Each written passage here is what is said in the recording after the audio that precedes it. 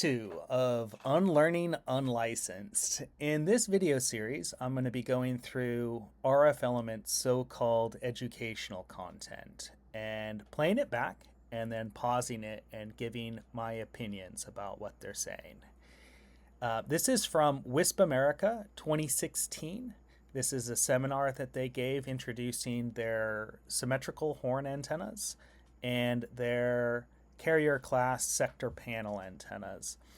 And what's interesting about this video is it shows the evolution of RF Element's misleading marketing. It shows you where they started, and you can get a sense to how they got to where they are today based on this presentation from 2016. Here we go.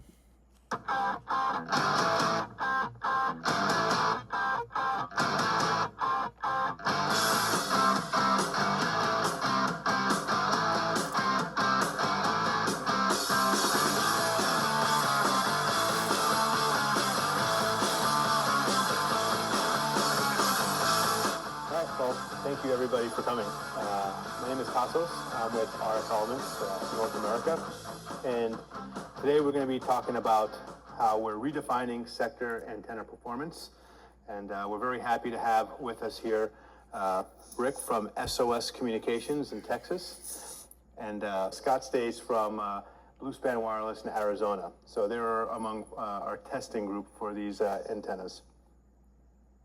So first we're going to start by talking about our symmetrical horn antennas. And these antennas are very unique. Okay, so this is interesting because they didn't call them symmetrical horn antennas at the beginning. They called them symmetrical sectors.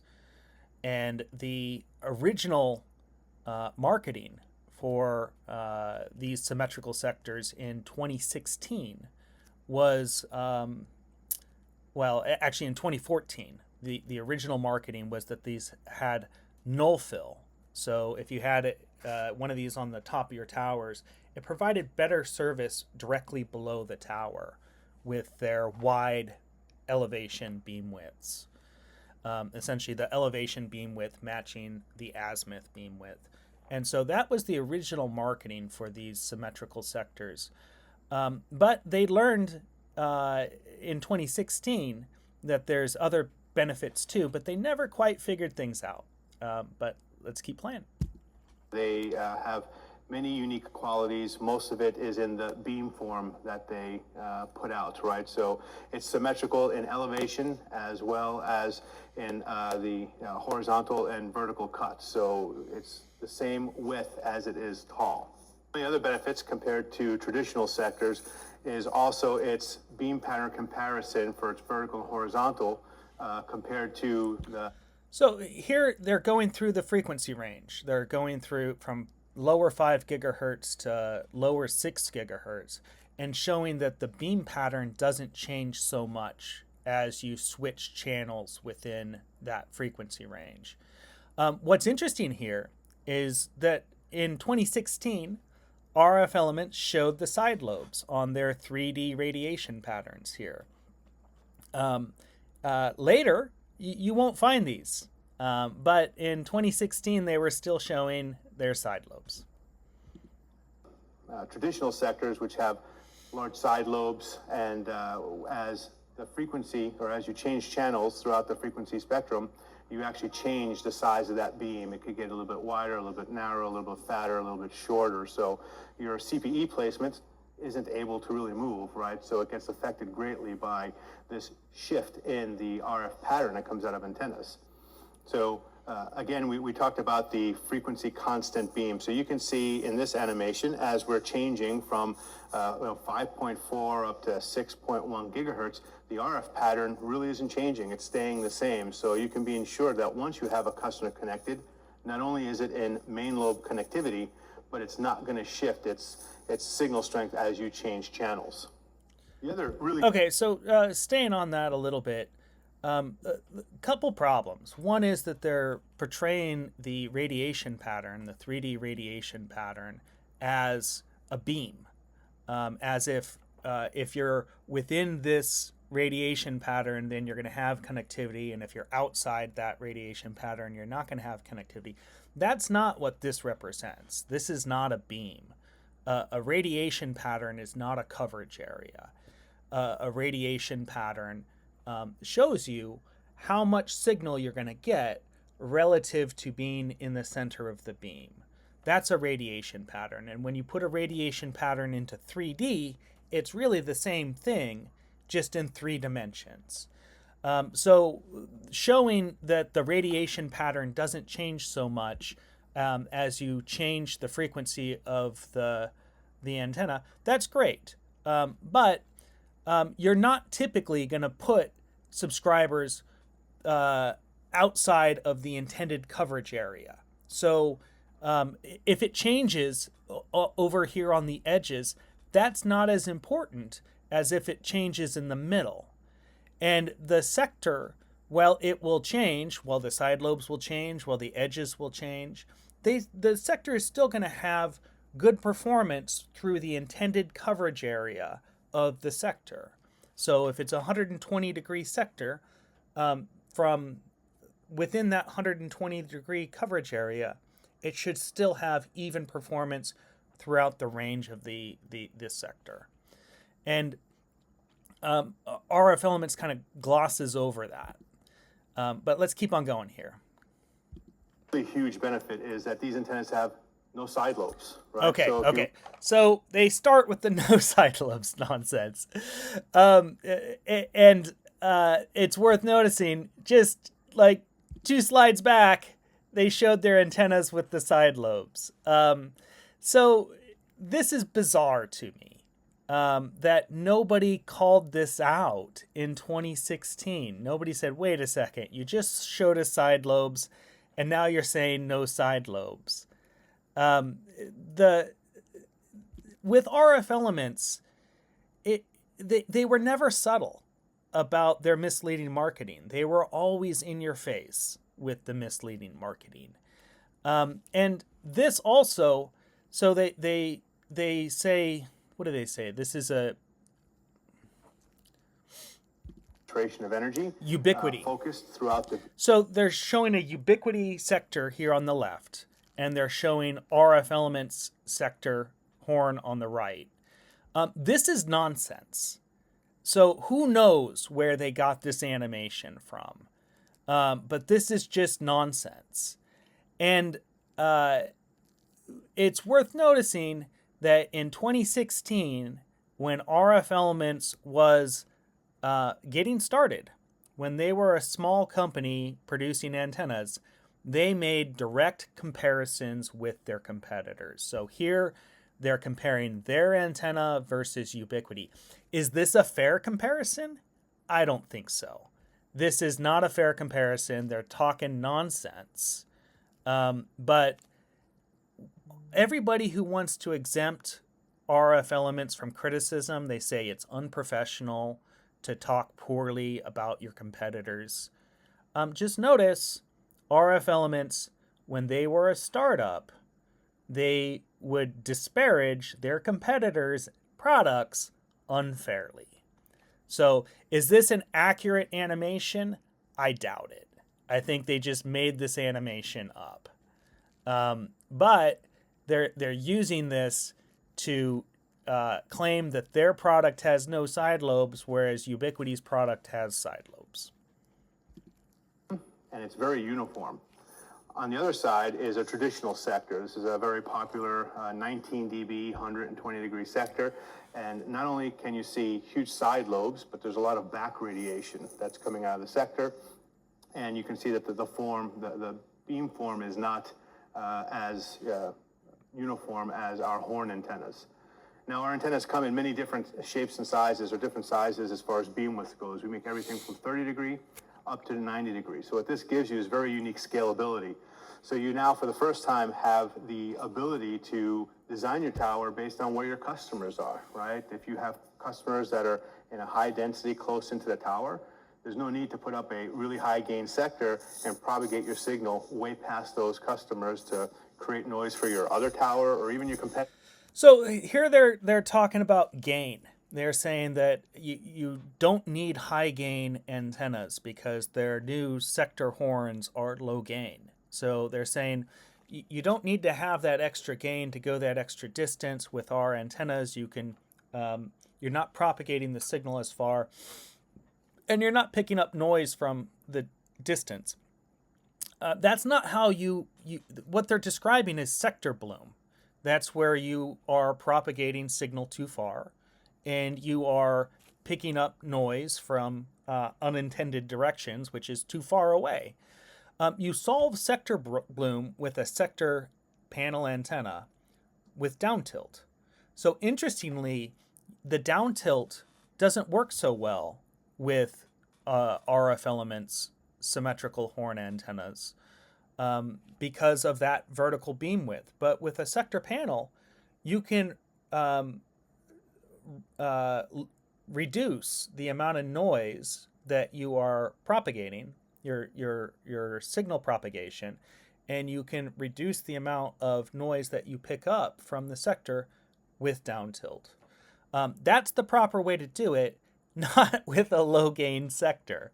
So with low gain antennas, the problem with that is you're not only reducing the amount of noise that you pick up, but you're also reducing the amount of signal that you provide. Obviously, it's better to focus the signal where your subscribers are and not pick up as much noise from the unintended direction. You do that with more directionality, not less directionality. So you do that with more gain, not less gain. This is one of the, RF Elements has been misleading WISP about this for more than a decade. Tower, right? So you can actually design the placement of your beams to where your customers are to give you very unique coverage patterns. So again, there's a difference in range between symmetrical horn antennas and traditional sector antennas. And here you can see some of the plots of our different antennas. From 90 degree here has a kind of effective range of about 2.6 to 3 miles. And to our highest gain, 30 degree sector, which you see here, which has an effective range of about 6.5 to 7 miles. So this is one of the, if you want to call it, limitations of our antennas, but it truly isn't, because again, it just works in a different way, and it's not the only antenna that you should have on your towers, and we'll talk about both of those. All of these horn antennas are cross-platform compatible with the majority of Ubiquiti radios, Microtech router boards, and the Cambian ePMP 1000 series. So one antenna allows you to connect all these different devices to it. Really easy to maintain and install. So we're going to go to Rick here from SOS Communications, and we're going to talk about his beta test site, and now he's progressed on to deploying new sites with these antennas in Texas. So here was the initial test site of one of the towers, and Rick will kind of give you a little background about it. This tower that we have right here is one of our highly concentrated areas, and several areas off of my Okay, so I just want you to notice the radios that he's using. So he's using Ubiquiti Rocket M5, and the original setup was with the Ubiquiti 90 degree sectors, 20 dBi. One of our primary hubs with 185 clients. New equipment, 30 degree symmetrical sectors, shielded twist port adapters. east and south sectors. I had subdivisions coming in, and it was really getting built up. And 4 90-degree sectors originally on the tower, and we had real high customers on each of the APs, and we were having issues with it, and we had to come up with a solution to. So he had 185 clients on 4 APs. M5 clients.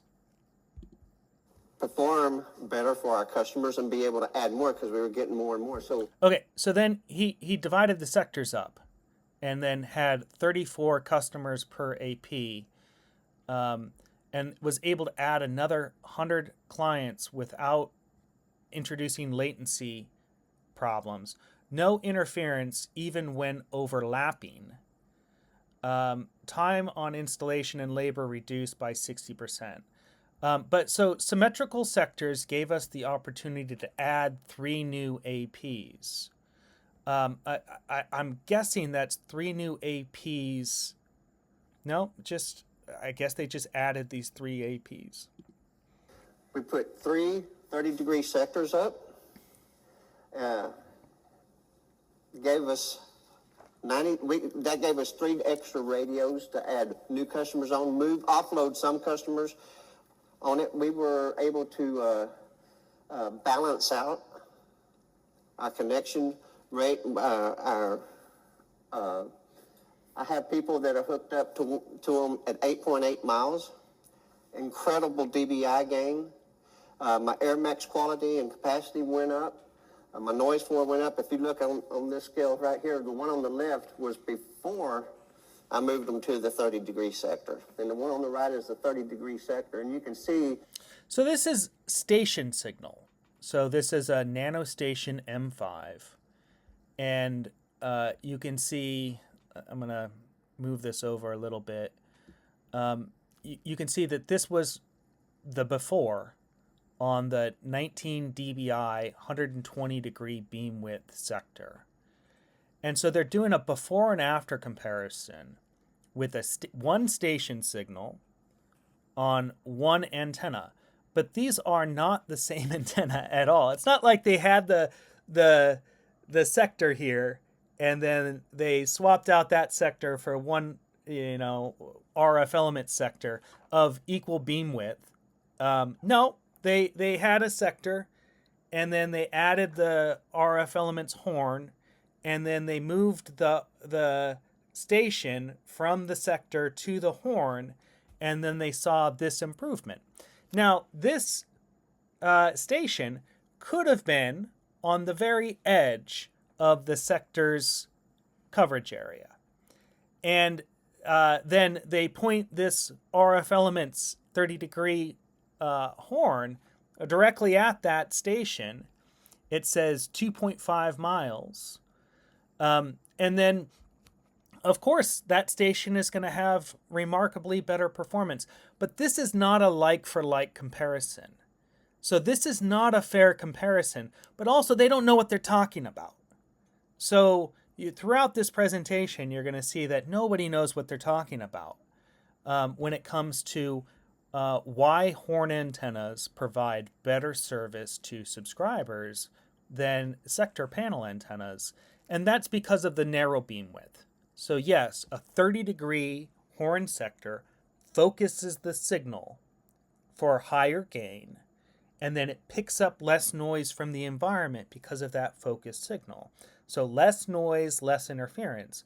But importantly, a horn with a 30-degree beam width is going to have fewer stations per access point. You're going to be able to add more stations because you're going to be able to do better channel planning. So you have channel A here, channel B here, channel A here again. And so you have fewer stations per access point, and the stations on average are going to be closer to the center of the beams where the signals are strongest. So you get more gain because you have that narrower beam width. You get less noise. You have fewer stations per access point. You have the stations closer to the centers of the beams. All of those reasons are the reasons why you're going to see results like this. When you divide a 120-degree sector into 4 30-degree sectors, yeah, you're going to get better results. But that's not what they say. They're saying this is a better antenna than this, is essentially what they're saying. And that's not the case. This antenna is better than this when you have when you're trying to provide coverage. So if you have a new tower site, you don't have a whole lot of noise and interference, low density, dispersed customers, you're going to use this antenna. Then as you start loading up the sector and you need to have more scalability, you have noise issues, interference issues, then you can divide up the sector into horns. So the horns help you scale, they help you avoid noise with their narrow beam widths. myths, and none of that is addressed during this seminar. And that's because RF Elements didn't know this at this time. That there was a major difference in my air max quality and capacity. And I did that on nearly every customer that I moved. And the performance and the throughput improved. And we were so impressed with it that we decided to build another tower out of it with using the... Okay, so here's the other issue that I have with RF Elements, is that not only do they not understand what they're talking about, but because they don't understand what they're talking about, they encourage WISPs to design bad networks. And here's an example of that. So this is the M series. This is 802.11n from Ubiquiti. This does not have GPS sync. So what happens when you don't have GPS sync and you have co-located access points like this is you'll have unsynchronized transmissions. So say this dish will send a transmission, and while this horn is receiving a signal, and the received signal is very faint because the station is 2.5 miles away, whereas this dish is 6 inches from that AP. And so as this is receiving the signal, while this is transmitting a signal, the transmission is going to overwhelm the received signal on this AP. Even if they're operating on different channels, even when they're pointed in different directions, because they're in such close proximity, the transmit signal will still overwhelm the received signal. And you can see to what effect an AP is going to overwhelm another AP by doing a scan from one of these APs. You can see the signal strength of the other APs. So if you scan as if this is a station, you'll see how strong the signal is relative to each other in this kind of situation. Doesn't matter that this is a horn supposedly with no side lobes. Doesn't matter they're using this twist port with the shielding. You're still going to get noise and interference, but interference caused by co-located APs. Now, earlier, they showed that this was a water tower. Presumably, they can spread out these APs on the water tower. But because of RF Elements' misleading marketing about no side lobes, and going back to that animation where they show that there's no signal radiating on the side or on the back, misleading WISP about how to properly design a wireless network like this. Absent GPS sync, you need to spatially isolate your access points when they're co-located.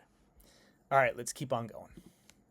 And the RF Elements, and in a highly concentrated little town near us. And so far, it's been a great success. Thanks. Any questions about this one particularly?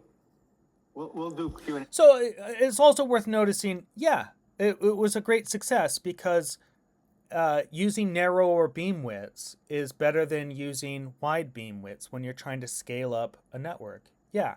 So RF Elements horns help this WISP. Does RF Elements deserve credit? Do they deserve to be the only horn vendor in the WISP market because they helped this WISP scale up his network in 2016? The end as well, so if you have questions, or if you have any now, we'll take them. No? Can you go back to that range sheet just for a second? Absolutely. So it could be a little confusing to see, but the red ones here are horn antennas, right? So this is our 30 degree 18 dB sector, and with a typical like a nano beam 21, right, or nano bridge 21 CPE, you can do about 6.6 miles. 21 dB on the customer side, but if we're higher on that, we could go. Exactly. He's using nanobeam 25s and the Power Bridge 400s, and he's getting over 8 miles on them. Right? Yeah. Okay. Okay, so now we're going to move on to our carrier class sector, which its footprint or its size is more of the traditional sector that you're used to. But again, we're redefining this type of legacy form factor in our own style. So our sector carrier class is designed for cluster deployment. It has built-in back shielding, right? So there's no need to spend the same amount of money on antenna on an armor kit to try and protect your antenna or give you the false sense of protection, right? So these antennas have excellent vertical and horizontal performance in that the beams overlap identically. It's very light. So he's talking about having an integrated back shield, and then you don't need to have the false sense of protection of an armor kit. At the time, there was a company called RF Armor making armor kits for sector antennas. It was an aftermarket addition to a sector panel, typically from Ubiquiti.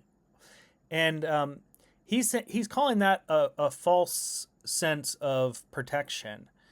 He's disparaging his competitor. Very well built. Most of you have been and seen the quality of our antennas. So here's the balanced beams that we're talking about. So if you look at our antenna on the left-hand side, you can see that our vertical beam and horizontal beam have exactly the same overlaying coverage. If you look at a traditional sector... So you can see that they don't have exactly the same overlaying coverage. And you can also see that, okay, this one, they're exaggerating this, but they don't tell you which one this is. They just assert that theirs is better. It might be spec'd at 120 degrees, and you actually might get 120 degrees in the horizontal, but you'd actually get about 90 or 100 or 110 on the vertical. And I guess if you're within that 110, you might say that that's okay, but that's usually not the case, right? The customers that are on those edges get huge mismatches in chain 0, chain 1 signal strengths, and therefore the modulations fall off as well. So it's a huge performance hitter when it's not a balanced beam. So here we have the animation of, again, what the back shields do. So you can see with no back shield. So this reminds me of toothpaste commercials, where the fancier the animation of the toothpaste commercial, the more nonsense they're talking. And RF Elements does this a lot, where they have animations like this, fancy animations, but there's no substance to it. So these are just assertions. They're not showing before and after signal strength levels, like I described, where you can do a scan from the AP and you can see the signal levels of the other co-located APs. That's not what they're doing. They're just doing meaningless animations. There's radiation to the back of antenna, which cause issues with interference, and with the back shields on, right? You know, bring that all down. Here we'll show you some. Again, so here you have RF Elements with their animations asserting that they have no side lobes or back lobes on their antennas. They're comparing it with Ubiquiti sector, and they're comparing it with RF Armor. So notice this is RF Elements disparaging unfairly their competitors. They're just making stuff up here. Now, I try to be fair when I criticize RF Elements. I think I do a pretty good job of being fair. But it's worth noticing that the people who want to protect RF Elements from criticism, they complain about my fair criticisms. I've never seen them complain about RF Elements' unfair criticisms of RF Elements competitors. So it's just entitlement. They think that they're entitled to criticize other people, and they're also entitled to be exempt from fair criticism. Plots here. So if you look at the antenna all the way on the left, again, this is a typical 19 dB, 120 degree sector, one of the most popular ones on the market. You can see that there's huge radiation. So they've got they show you what sector this is. but Tazos is very careful not to say ubiquity. He doesn't verbally say ubiquity, but he shows you, hey, it's ubiquity. Hey, it's RF armor. He speaks of RF armor generically, so he'll say you don't need those RF armor kits or something. But he is careful to not specifically name the competitor that he's talking about, while naming the competitor that he's talking about. And for some reason, some WISPs respect this. I don't respect this. I think this is nonsense. I think it's passive-aggressive nonsense. The back of the antenna, as well as you have a lot of radiation on the side. This is the same antenna with an armor kit put on it. You can still see that there's back radiation, but you're also creating these ripples on the side that's warping the signal. And if your CPE is coming in on that outer angle, you're going to get packet loss and all sorts of other issues. This is our antenna with the back shield built in. You can see much less. He's right. If CPE is on the edge of a sector, you're going to get packet loss and other issues. Guess what? You're also going to get packet loss and other issues from RF element sectors if your CPE is coming in on the edges. Radiation, and again, it's a more uniform and focused beam. The other big key feature here is you can see traditional sectors around $130 to $150. When you add an armor kit, you're up to $200 and possibly $50. For $130, you get it all in one in our antenna. And so not only is it a price performance, but it's also physical performance. You don't have the wind loading. You don't have the headache of trying to upgrade and do that stuff on your sectors after the fact. So one SKU, one part solves your problems. So from here, we're going to go to Scott from Bluespan Wireless, and he's going to talk about his deployment. I'd just like to say, in 2025, Isohorns has one SKU, one part solves your problems. RF Elements has two SKUs, one for the horn, one for the twist port.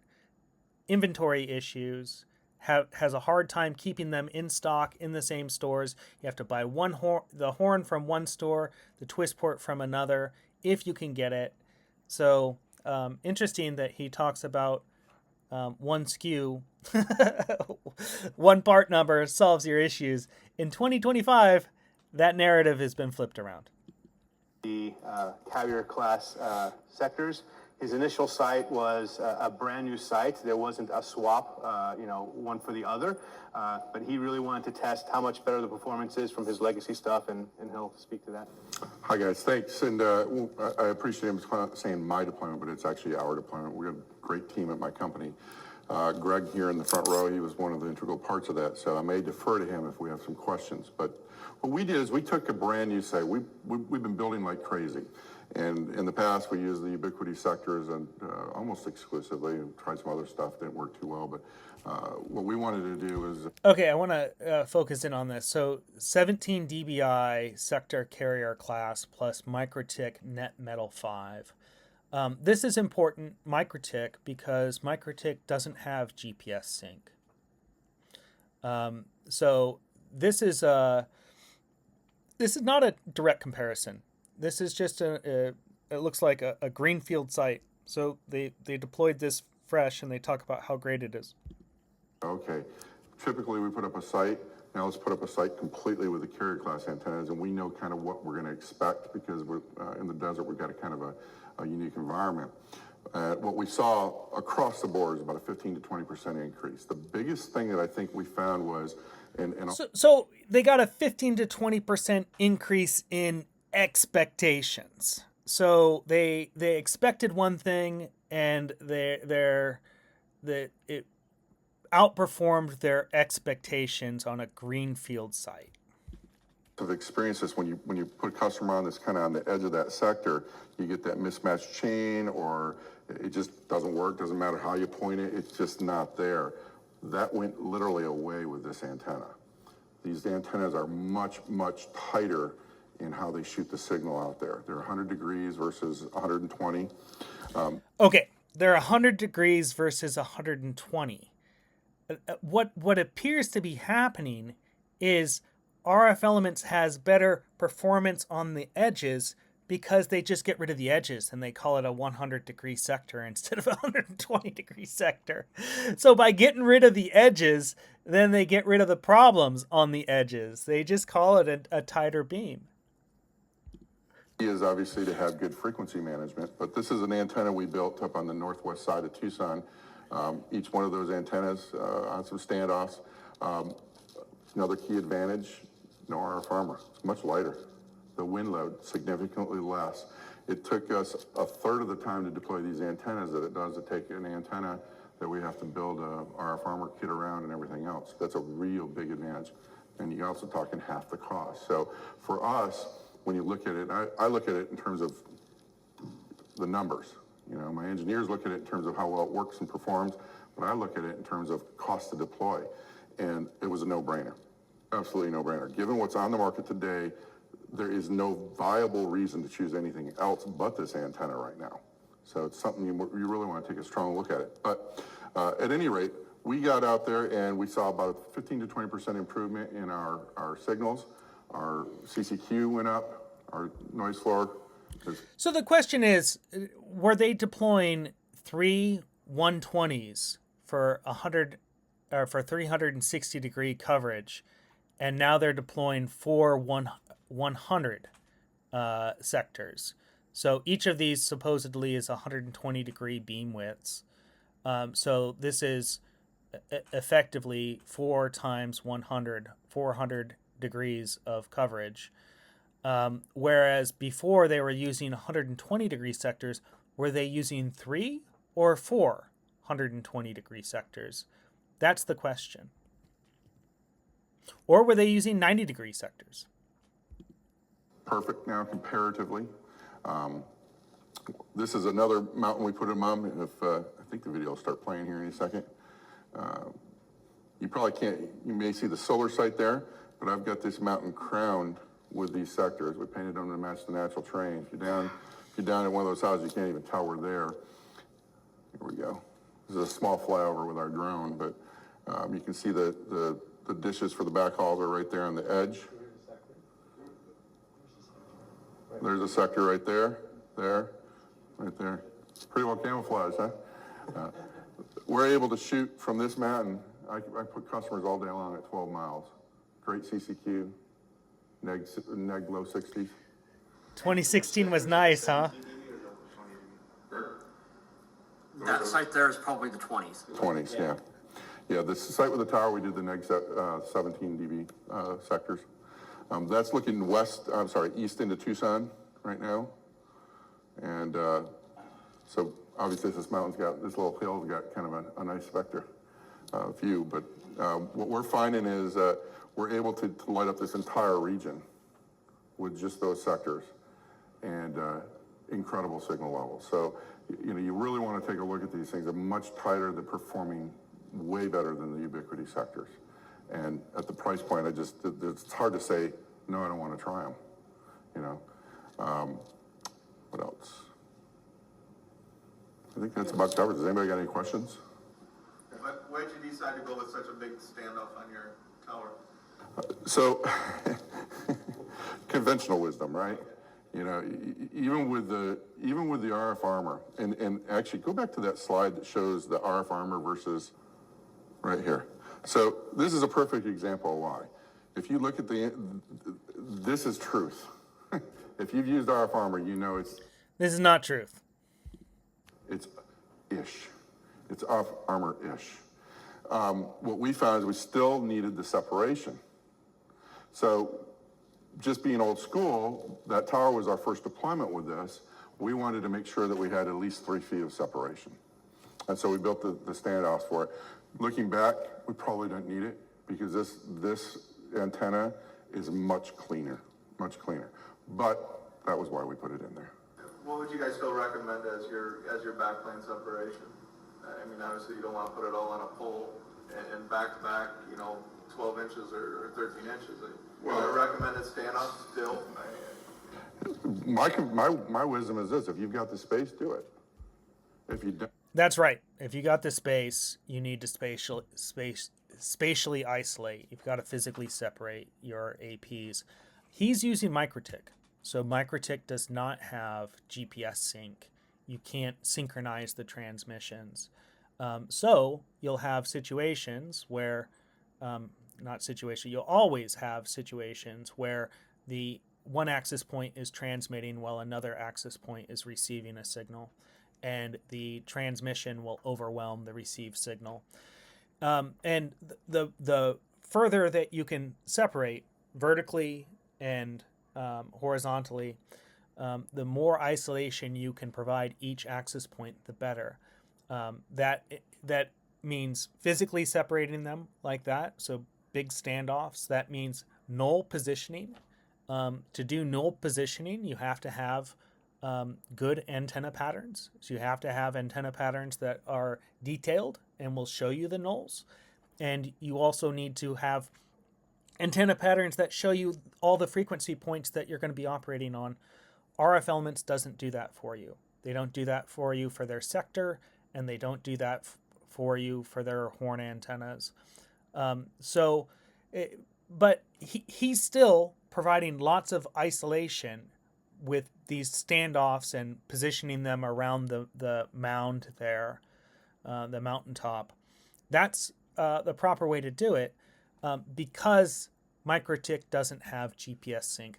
In 2025, now Ubiquiti and Cambium have GPS sync, and so you can co-locate in close proximity using GPS sync. Also, you have active filtering with the Prism filter. The Prism filter will block, isolate, filter out of channel noise and interference. So you can, as long as your APs are operating on separate channels, it will help with isolation. It's just worth noticing, RF Elements has always said you don't need GPS sync. You can save your money. You can use MikroTik. You don't need the expensive Air Prism filter from Ubiquiti, because our antennas magically have no side lobes. They have these back shields built in where there's no co-located interference. That's all nonsense.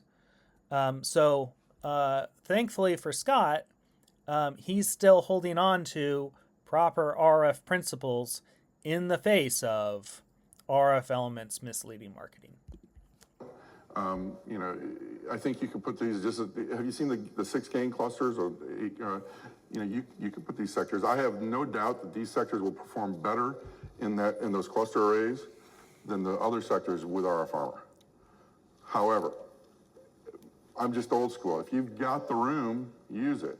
We found that no matter how you dice it, if you get this much distance between a sector, you just tend to have less issues. Radio waves are radio waves. So he's saying he believes RF Elements, he believes the misleading marketing, but he's still stuck in his old ways, which is proper RF planning. he's apologetic about it. A little bit of breathing room, and this sector is designed to help mitigate that. No, it's not. But like I said, if you've got real estate, do it. The problem is Yeah. most people don't have the real estate.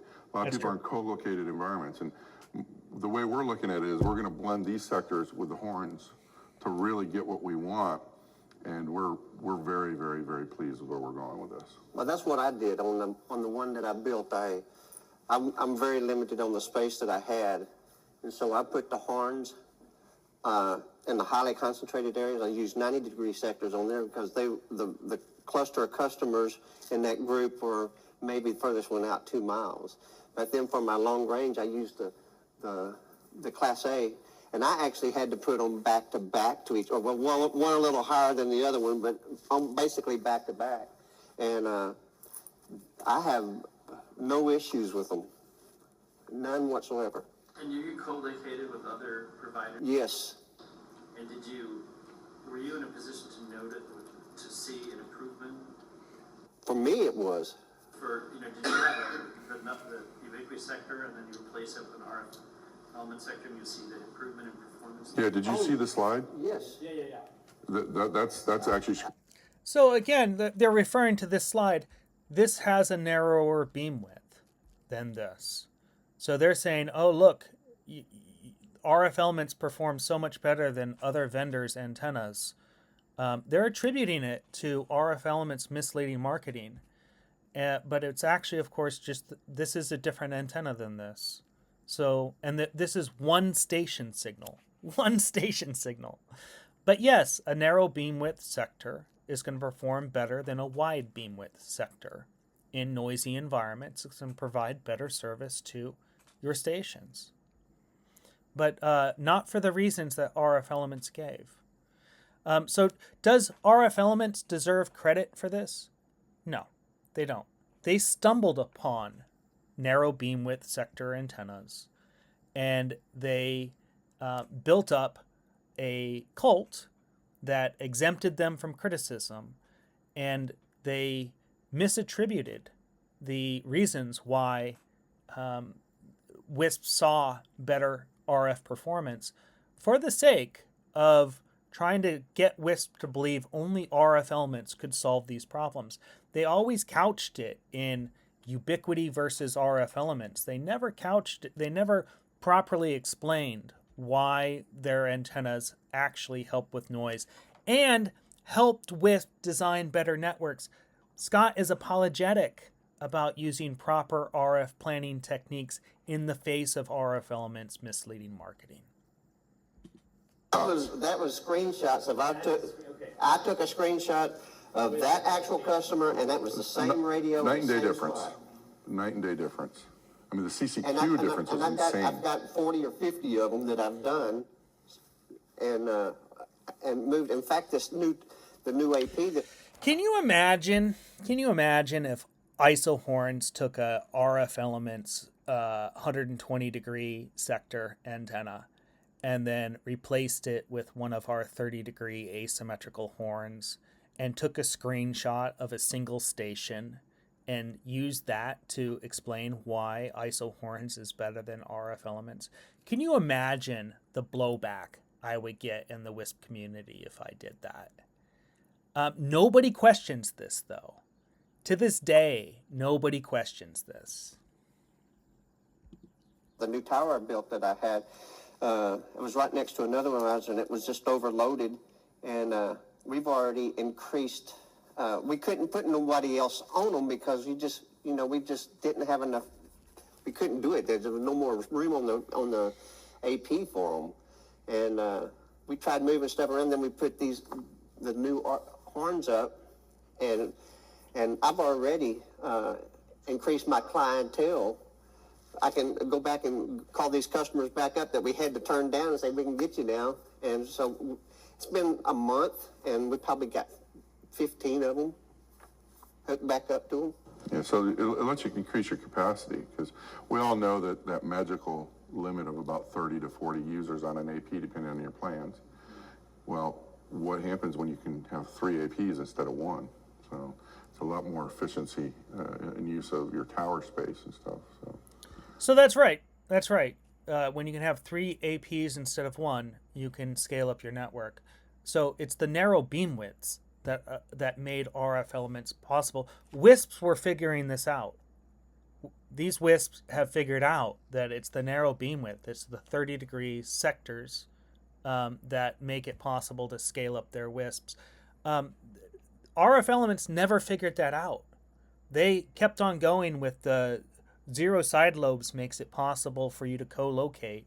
And we've got the 90 degree, and we've got the 60 degree, and we got the 45 and the 50 and the 65, and who knows? They had like 12 different versions of beam widths for their symmetrical horn antennas.